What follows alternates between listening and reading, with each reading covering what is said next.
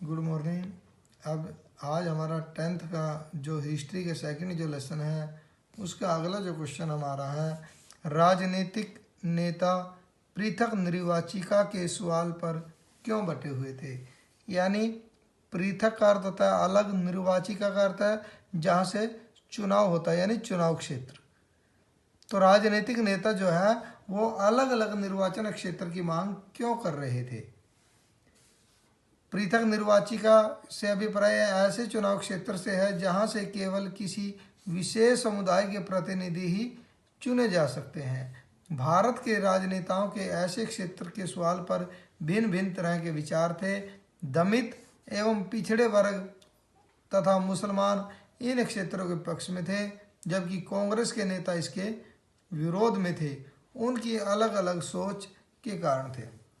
यानी जो मुस्लिम है और जो पिछड़ा वर्ग है वो इसको अलग अलग जो है वो क्षेत्र की मांग कर रहे थे। पहला है कांग्रेस लंबे समय से जो दमित है यानी दबे हुए हैं, जो पिछड़े वर्ग है उनकी उपेक्षा करती आ रही थी, यानी उनकी तरफ कोई ध्यान नहीं दे रही थी, जिसके कारण वो पिछड़े हुए थे।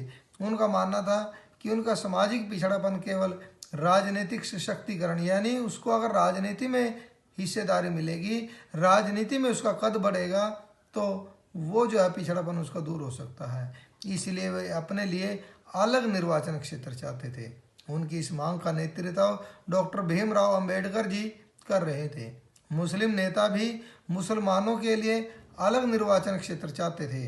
उनका भी कारण यही था कि मुसलमान अल्पसंख्यक है, यानी मुसलमानों की संख्या कम है और वो स्वयं को कांग्रेस से कटा हुआ महसूस कर रहे थे, क्योंकि 1920 के दशक में कांग्रेस हिंदू महासभा जैसे धार्मिक राष्ट्रवादी संगठनों के करीब दिखने लगी थी।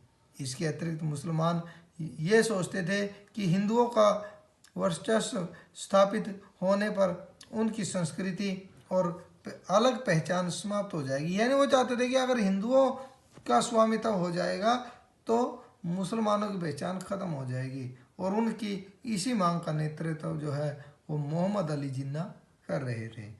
तो ये दोनों की अलग अलग मांग थी, डॉक्टर भीमराव अंबेडकर और मोहम्मद अली जिन्ना जो वो मुसलमानों के लिए, और डॉक्टर भीमराव अंबेडकर वो पिछड़े वर्ग के लिए जो है वो अलग निर्वाचन क्षेत्र की मांग कर रहे थे।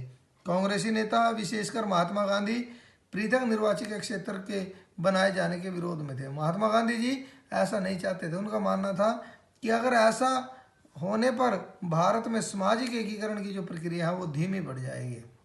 यानी उस समय पूरे भारत को एक करने की प्रक्रिया चली हुई थी कि कैसे भारत को एक किया जाए और अंग्रेजों का सामना किया जाए, और दूसरी तरफ वो ऐसे मांग कर रहे थे। तो इसलिए महात्मा गांधी जी ने इसको मना कर दिया। परिणाम स्वरूप राष्ट्रीय आंदोलन कमजोर पड़ जाएगा और देश की एकता के लिए खतरा पैदा हो जाएगा। इसलिए महात्मा गांधी जी ने उसका विरोध किया कि जो राष्ट्रीय आंदोलन चल रहे हैं वो कमजोर हो जाएंगे और हमारी एकता को खतरा हो जाएगा। इसलिए ऐसा करने से उन्होंने मना कर दिया कि ऐसा नहीं हो सकता। Okay, thank you.